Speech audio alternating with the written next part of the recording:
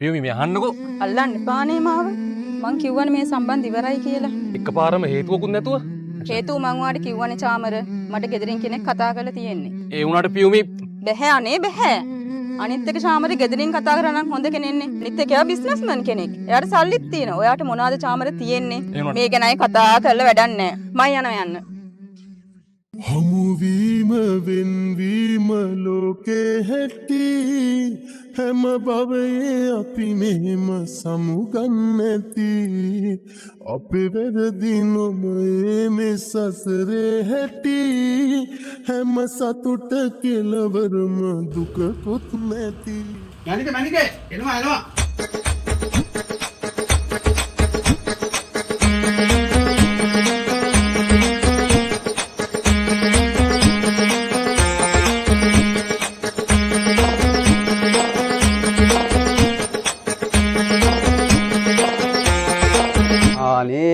පාර හොයාගන්නත් අමාරු වෙන්න ඇති.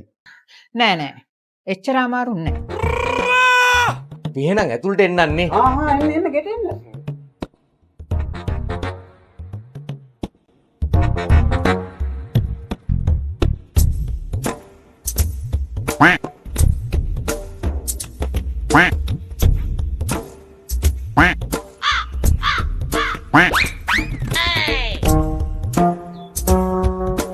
අපේ ගෙවල් දොරවල් නම් ඉතින් හොඳයිද මන්දා. මේ හරිය රස්නේ නේද? AC එකක් තිබුණා නම් තමයි හොඳ. මේ නම් මනමාල මහත්තයාගේ තාත්තා වෙන්නේ. හරියට හරි.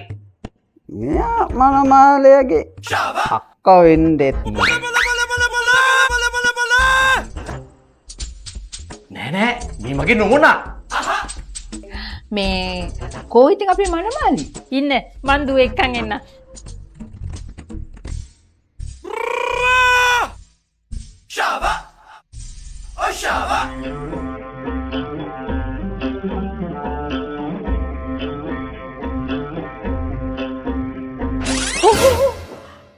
නෝ මේ අපේ කපු මහත්තයා.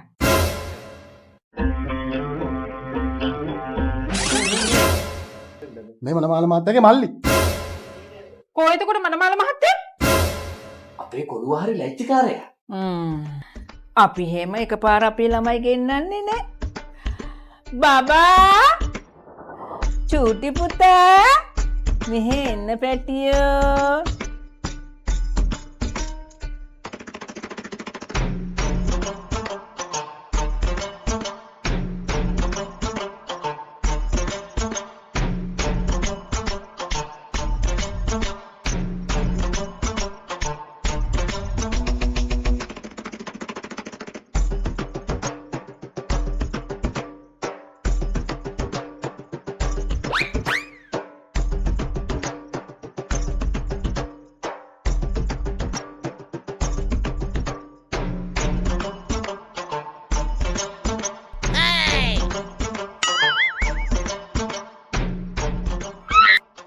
කසාද බැන්දට පස්සේ හරි හම්බ කරන දේවල් අර පිරිමැස්මෙන් ඉතුරු කරන ලේලියෙත් තමයි අපිට ඕන වෙලා තිබුණේ. අපේ කෙල්ල ඉතුරු කරන්න හරි දැස්සයි. කොටින්ම කියනවා නම් රටකජු කන්නේ පොත්තේ හිටවලා. එහෙනම් මේ මංගල්‍යේ තීන්දුවයි අදාළ දිනවල වලට වැඩ කටයුතු සිදු කරගමු.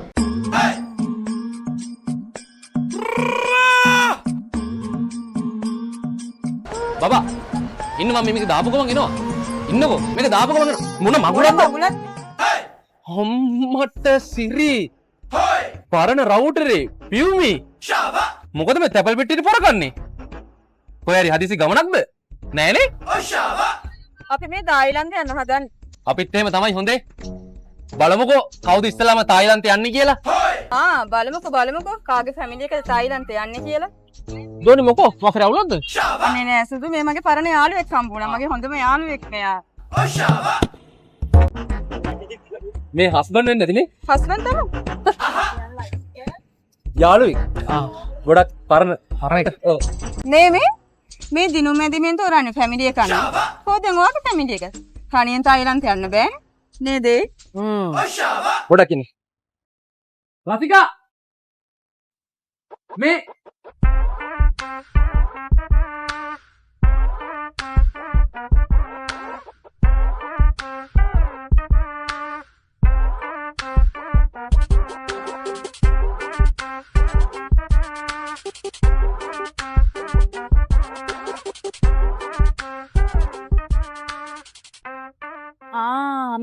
අර සල්ලිකාර පෙම්වතයි වංශාකාර පියුමීනේ. බලමුකෝ කාගේ පැමිණි එකද තායිලන්ත යන්නේ කියලා. කොහොමද ඒක